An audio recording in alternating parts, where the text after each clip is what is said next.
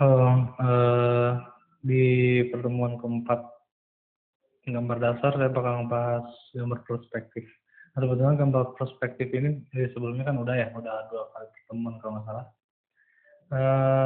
Gambar perspektif bakal sampai pertemuan kelima gitu. Jadi soalnya ini saya nggak semua saya masukin seperti itu karena terlalu pusing nantinya buat kalian seperti itu. Nah, mungkin kayak kalian juga sudah paham ya sebelumnya untuk gambar perspektif kayak gimana. Ini juga saya hanya meneruskan sebetulnya. Uh, 3 unsur dari gambar perspektif. Ada garis horizon, vanishing point, sama vantage point. Maksudnya di sini tuh garis horizon yang ini, dia menentukan atas dan bawah gitu. Terus titik hilang, vanishing point. Terus vantage point itu adalah apa namanya, posisi pandang, titik kita melihat seperti itu. Nah ini titik kita melihat tuh ya dari sini, dari sini. Nah, ini untuk vanishing point.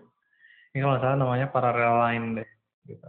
Seperti itu. Ya itu juga udah dijelasin ya minggu lalu. Kemudian ada dog's eye level, man's eye level, sama overhead view. Nah ini juga saya bakal bahas sedikit mengingatkan. Dog's eye level, garis horizonnya sejajar dengan mata anjing. Jadi sebetulnya posisinya lebih rendah gitu. Posisi dari bawah tapi nggak bawah-bawah banget kayak gitu. Kemudian ada man's eye level, sejajar mata manusia, mata kita seperti itu. Kemudian overhead view itu dari atas, posisinya dari atas. Nah sebetulnya masih banyak lagi perspektif misalnya perspektif dari mata kodok misalnya, kemudian perspektif burung kayak gitu. Maksudnya banyak perspektif lain yang mungkin kalau kalian menelusurinya lebih lanjut itu bakal banyak banget kayak gitu. Dan oke sih. Terus kemudian, nah kita lanjut ke one point perspektif. Nah di sini tuh bentuk sederhana dari linear perspektif dengan hanya satu titik hilang. Yang mesti kalian ingat tuh adalah untuk selalu menggambarkan atau menentukan garis horizonnya. Setelah itu kemudian menentukan posisi titik hilang. Sorry ini typo. Misalnya kalian mesti mengidentifikasi atau mau menggambar sesuatu atau mengidentifikasi satu bentuk visual atau lanskap gitu. Nah kalian tuh mesti tentuin dulu nih garis horizonnya di mana. Jadi biar kayak sebagai patokan gitu. Ketika misalnya kalian agak jongkok mungkin itu bakal jadi dog's eye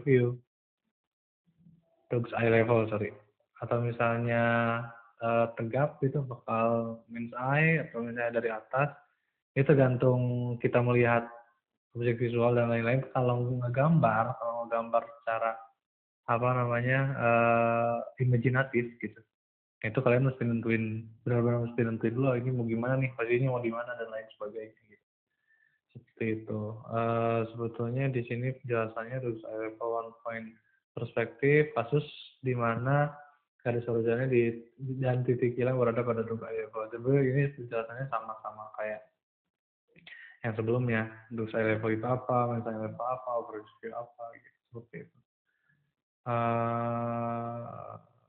Udah seperti itu sih untuk penjelasan si man's eye level, overhead view sama dog's eye level kayak gitu. Sama aja sama secara umum gitu, sama cuman si titiknya satu, si titik hilangnya cuma satu gitu. Jadi si pandangannya tidak bukan tidak dinamis ya, tapi terbatas gitu. Misalnya kotak ini tuh hanya maksudnya kayak satu pandangan aja gitu. Dan nggak bisa misalnya udah kotak kayak gini nih udah satu titik. Nah untuk yang lainnya juga pasti kayak gitu. Pasti mirip-mirip seperti ini, nggak akan mungkin bisa. Misalnya kita ngerubah si kotak-kotaknya kemudian nambahin kotak-kotaknya ini gitu. Kecuali memang kalau misalnya kalian menambahkan kayak apa namanya titik hilangnya satu lagi misalnya gitu. Untuk apa namanya untuk one point titik perspektif ini tuh yang si vanishing point-nya atau titik hilangnya itu hanya menggunakan satu seperti itu. Ya, itu tadi terbatas gitu. Nah, ini untuk contohnya satu titik hilang. Karena kan misalnya tadi kelihatannya kalau di sini ya sebetulnya apa namanya cara si garis linear itu seperti apa gitu. Nah, ini saya jabarkan di sini seperti ini kurang lebih. Ini saya membedakan untuk apa namanya vanishing titik garis linear dari titik hilang yang nyambung ke titik hilang, dan ini adalah apa namanya yang menjadikan si yang menyambungkan titik-titik garis-garis linear ini menjadi sebuah bentuk seperti itu. Ini seperti ini. Nah, ini kalau misalnya nggak ada bentuk kayak gini, ini nggak akan jadi kotak gitu, nggak akan jadi kubus seperti itu. Ada tambahan garis-garis gitu. Seperti itu. Mungkin saya apa namanya kayak biar nggak pusing juga ya, saya bedain warnanya juga gitu. Kemudian ada two point perspective di sini pada dasarnya mempunyai prinsip yang sama one point perspective, tapi dengan tambahan titik hilang gitu. Jadi titik hilangnya nggak satu. Two point perspective dapat memberikan adegan atau visual lebih memiliki kedalaman. Ini memiliki kedalaman dibanding one point perspective. Nah, maksudnya memberi kedalaman tuh kayak untuk kita bandingkan aja deh. Nah, untuk one point perspective si kedalamannya nggak terlalu ketara gitu ya, nggak terlalu jelas. Karena ini lebih menonjolkan satu sisi aja. Gitu. Sementara kalau two point perspective tuh memunculkan juga dua sisi dari si bentuknya sendiri gitu, atau tiga sisi seperti itu. Untuk overhead view seperti ini, dan saya level seperti ini, dan top view seperti ini. Itu lebih apa namanya kita lebih apa namanya kayak tahu gitu, kayak lebih jelas sih bentuknya itu seperti apa gitu. Kemudian ini untuk apa namanya saya jabarkan lagi yang tadi ini overhead view untuk two point perspective, jadi si titik hilangnya ada dua. Ini mungkin kayaknya kalian bakal pusing deh ya sebetulnya. Kebanyakan si garis-garis ini ya kita. Ini oke ya. Ini sebenarnya udah apa namanya? Udah mengikuti ini ya gitu, misalnya buat bikin kotak dua ini tuh memang sebanyak ini gitu, dan mungkin agak pusing, dan saya juga bedain ya warnanya. Saya bedain warna dari apa titik hilang yang satu dan titik hilang yang satunya lagi gitu. Nah, dan perlu menjelaskan untuk apa namanya garis horizon yang tadi saya jelasin, kemudian overhead view, main view, dan third view ini tuh penempatan objeknya juga sebetulnya terlihat sangat berbeda ya. Untuk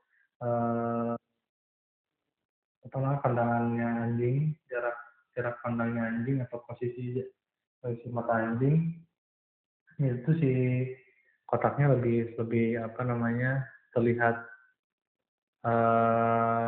atasnya gitu, misalnya terlihat kayak bentuknya tuh ada dua, ada bawah ada atas gitu. Untuk ini kan untuk main view kan apa namanya untuk atasnya tidak terlalu ketara ya, lebih tegas di bawahnya gitu. Dan untuk apa namanya untuk overhead itu si objeknya ditaruh di bawah garis horizon, kemudian si apa namanya si atasnya dari si objeknya juga kalau misalnya objeknya pendek itu terlihat gitu. Kemudian nih yang tadi semoga kalian nggak pusing melihat ini. Kemudian ini di two point perspektif sebetulnya apa namanya ini untuk studi kasus sih sebetulnya. Ada two point perspektif dengan banyak titik hilang dan two point perspektif dua titik hilang. Nah, untuk yang banyak titik silang ini, sebenarnya buku dituntut dengan posisi yang dinamis, mempunyai banyak titik silang karena setiap masing-masing buku mempunyai 2 titik silang. Untuk yang tadi saya katakan, untuk kenapa yang one point perspektif itu terbatas, karena untuk apa namanya ngerubah-rubah bentuk dari dari sebuah objek itu si objeknya tuh bakal berubah titik hilangnya seperti itu. Merubah posisi aja sebetulnya itu bakal menambah titik hilangnya gitu. Dan di sini sebetulnya ini kan kok ini katanya 2 poin perspektif, tapi kan ini ada 3. Nah maksudnya di sini dua perspektif itu karena dia di satu garis horizon gitu. Nah untuk nanti kalau 3 beda lagi gitu. Nah ini dua perspektif poin dua titik hilang tetap disebutnya karena dia satu kelompok kan sebetulnya gitu dalam satu garis horizon. Dan ini kita bandingkan dengan 2 poin perspektif yang 2 titik hilang, buku ditumpuk rapi sehingga memiliki 2 titik hilang. Secara harfiah 2 titik hilang. Nah ini, kalau rapi kan bisa kelihatan ya, maksudnya kayak garis-garisnya juga sama gitu, jadi bisa hanya maksudnya masing-masing hanya dari satu garis horizon tuh hanya bisa menggunakan 2, bisa hanya menggunakan 2 gitu. Jadi nggak ada tambahan juga sebetulnya, ini udah jelas gitu. Seperti itu. Jadi bisa dibedakan ya kenapa yang tadi saya sebutkan bahwa yang one point perspektif itu lebih terbatas karena mereka seperti ini gitu. Ada 2 sisi. Nah kalau misalnya ini satu sisi di sini, satu sisi itu bakal jadi one point perspektif sebetulnya gitu. Kalau 2 sisi ini itu jadi itu 2 gitu. Seperti itu. Nah, selanjutnya kita bakal ngebahas 3 point perspektif. Dalam kasus ini, ketika menambahkan titik hilang pada sebuah adegan atau gambar, maka dengan otomatis akan memberikan kompleksitas pada komposisi gambar atau adegannya tersebut. Gitu. Nah, untuk 3 point perspektif melihat ke bawah atau misalnya sudut pandang atas, kita ada berada di atas, kemudian kita melihat ke bawah.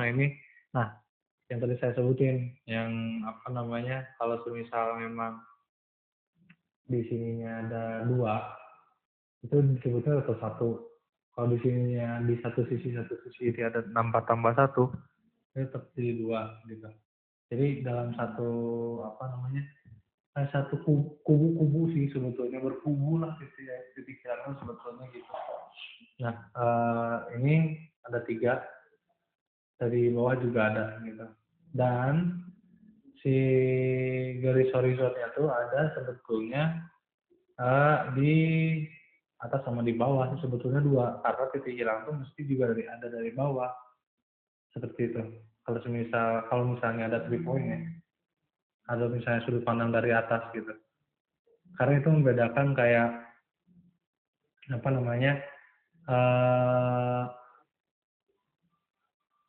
sebetulnya gimana ya, kayak sebetulnya kalau misalnya kita lihat gedung deh, misalnya gedung ini, nah si garis horizon 1 ada di atas gedungnya, garis horizon yang kedua ada di paling bawah gedungnya, bisa juga di tengah gedungnya, cuman itu si perspektifnya bakal lebih gede juga seperti itu.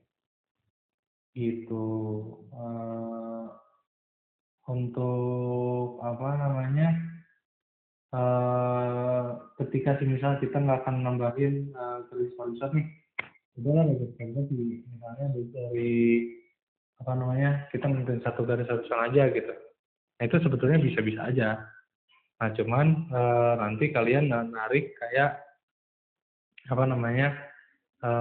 garis lurus dari garis horizon ya, tapi secara vertikal gitu. Nah itu jadi patokan buat kalian nanti membuat si titik hilang yang ada di bawah gitu, atau kalau misalnya ini tuh ada di atas gitu, karena ini kan posisi matanya kita di paling bawah.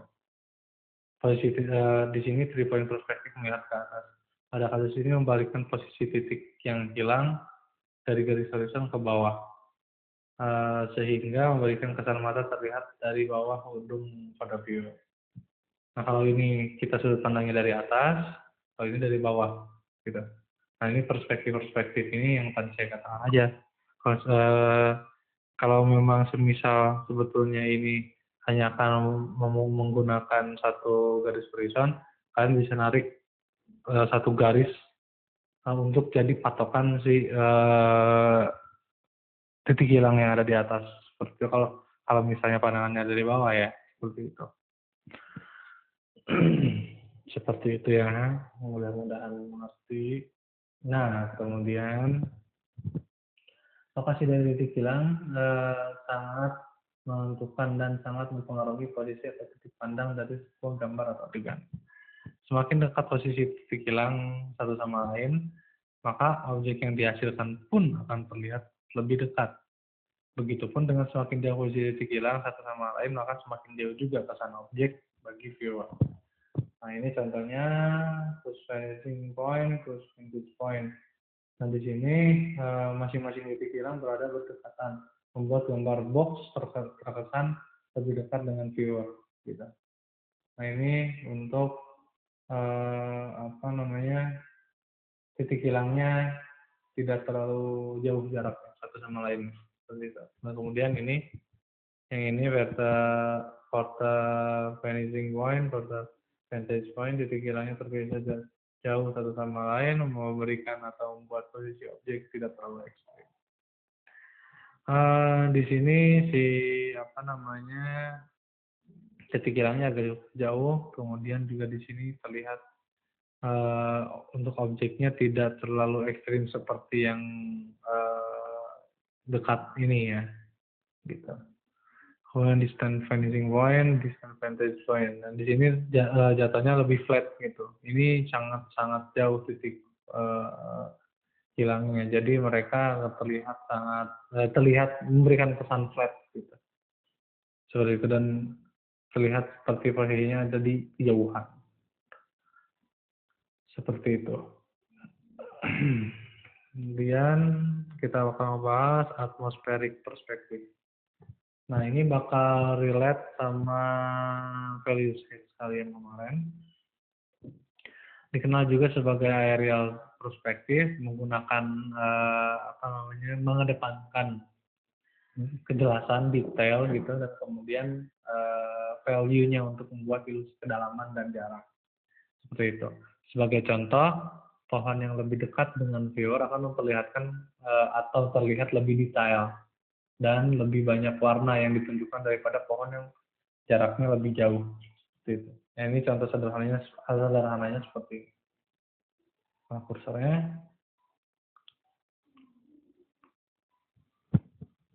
ini yang paling dekat dan ini yang paling jauh. Itu yang paling hitam paling dekat, yang paling dekat. Gitu. Itu kemudian untuk selanjutnya dalam atmospheric perspective itu ada juga kayak linear perspective. Nah, hanya linear perspektif ini kedalaman dalam gambar atau adegan ini tergantung pada perbedaan ukuran yang dipengaruhi oleh linear perspektif. Contohnya windmill ini yang lebih besar memberikan kesan jarak lebih dekat dibandingkan yang dengan ukuran yang kecil. Gitu. Atmospheric perspektif tidak digunakan untuk memperlihatkan jarak antara windmill. Nah, di sini itu tidak menggunakan atmospheric perspektif. Di sini hanya menggunakan linear perspektif. Seperti itu. Jadi kesan jarak dan lain sebagainya, perspektif jarak itu ditentuin sama ya pasti di sini ada titik hilang seperti itu. Gitu. Kalau linear perspektif, hanya linear perspektif. Kemudian contoh yang kedua ada atmospheric perspective only. Jadi hanya atmospheric perspektif. Dari ketiga windmill itu ditampilkan dengan ukuran yang sama. Tidak menggunakan linear perspektif. Perbedaan dalam gambar tersebut adalah intensitas dari value dari setiap windmill yang membuat mereka terlihat seperti ada jarak yang ditunjukkan dari kiri ke kanan. Gitu. Nah, Di sini kalau misalnya linear perspektif, yang hanya linear perspektif, jaraknya itu ditentukan atau misalnya kesan jaraknya itu dibikin oleh ukuran dari si objeknya. Nah, kalau semisal atmosferik itu diberikan kesan jaraknya tuh oleh value-nya, gitu, pemberian value pada si objeknya gitu. Seperti itu. Untuk yang lebih jauh itu berarti yang lebih apa yang disebutnya lebih halus, lebih transparan, lebih tipis, sorry, gitu. Yang lebih dekat apa namanya si gelar terangnya lebih jelas dari yang tadi dikatakan sebelumnya, lebih detail. Dan kemudian yang terakhir adalah combine perspektif, kombinasi dari linear perspektif sama atmosferik, menunjukkan kedalaman, ukuran, value, kontras, dan value kontras dari ini. Nah di sini itu udah sangat lebih jelas gitu. Jadi jarak yang tadi menggunakan linear, kemudian atmosferik yang menggunakan value-nya itu dikombine semuanya. Jadi kesan jaraknya tuh lebih terasa, kesan kedalamannya tuh lebih terasa. Seperti itu. Gitu. Oke, ini kemudian untuk contoh PowerPoint. Nah ini untuk gambar aslinya seperti ini, saya mencoba mungkin ini kalian bakal kenapa saya membandingkan ada dua, maksudnya gambar yang belum saya kasih perspektif sama yang sudah dikasih perspektif, karena takutnya memang ini bikin bingung kalian gitu. Ini bentuk aslinya seperti ini, mungkin ada lebih membantu ya untuk membayangkannya. Kemudian ini seperti ini si apa namanya garis-garis linearnya. Nah ini garis horizontal di sini, saya tentukan di sini karena ini cara pandangnya dari bawah. Kemudian posisi pandangnya, titik hilangnya saya simpan di tengah karena ini sangat apa namanya, kalau misalnya dari pinggir berarti mesti dua perspektif seperti itu. Kalau dari tengah itu bisa hanya satu. Kayak gitu. Ini seperti ini, yang hijau itu adalah garis-garis untuk garis lurus ke atasnya gitu, untuk menunjukkan bentuknya seperti itu. Jadi hanya untuk yang biru ini gitu. Saya mohon maaf tadi. Kemudian ini contoh gedung yang lainnya. Nah ini ada saya kasih tanda tanya untuk kalian identifikasi di tugas seperti itu. Terima kasih banyak. Untuk tugasnya saya upload di link dan lain-lain. Saya mohon maaf untuk minggu ini ada mungkin agak telat. Terima kasih banyak.